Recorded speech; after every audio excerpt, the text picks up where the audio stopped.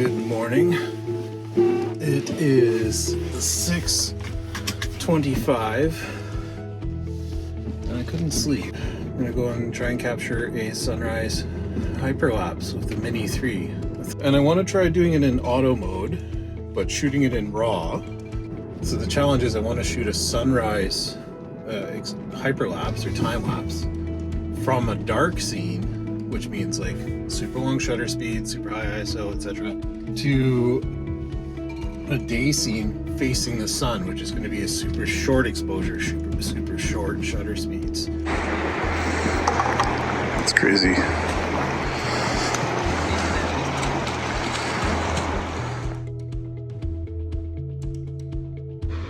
So I've set the exposure into auto with a -1 on exposure. It's kind of exposed for the sky because you can see it's pretty bright. And I want to try and maintain those shadows. I can bring the shadows back in RAW, but it's really hard to bring back overexposed images. And so it's going to do a reverse waypoint hyperlapse. Of course, the batteries aren't 100% to start with. They're only at about 60%, 48%.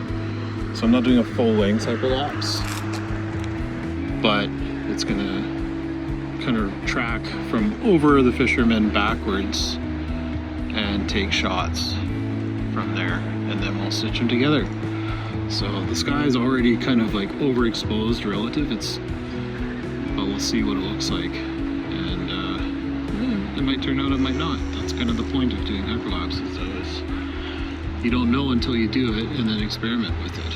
So this image is capturing right now in 4K RAW mode, which means JPEGs are pictures of every image still, and it'll crop 4K video. So out of the box, this thing will have a completed 4K hyperlapse, but it'll be based on the built-in picture profiles that are in the camera system. So it's not going to be the greatest in terms of, like, this is a very high dynamic range scene. So you've got that highlights on the top, and you've got all this shadow detail on the bottom. Is a real challenge for most cameras to deal with in an automatic environment.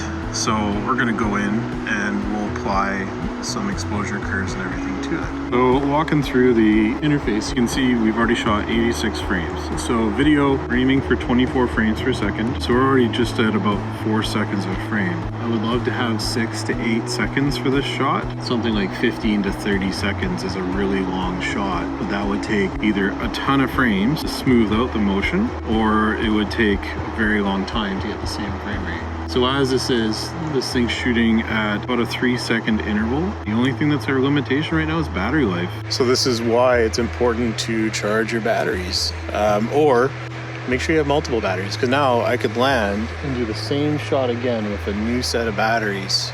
Okay, so I forgot to turn the speaker up on my controller, but I caught it just in time. I was a second away from it forcing an RTH on me. I've got good eyes on it, and I'm gonna give it another, so we've got 5 minutes of battery life left. So I'm gonna give it another minute or two. Let's see if I can finish this time lapse in time. 90 seconds left on it. We'll go right to the end of this. I think we'll be okay. Famous last words. It's right there. All I need to do is get it over dry land as quickly as possible. I'm gonna put the phone down so that I'm ready to catch this thing in case it starts deciding it's time to land.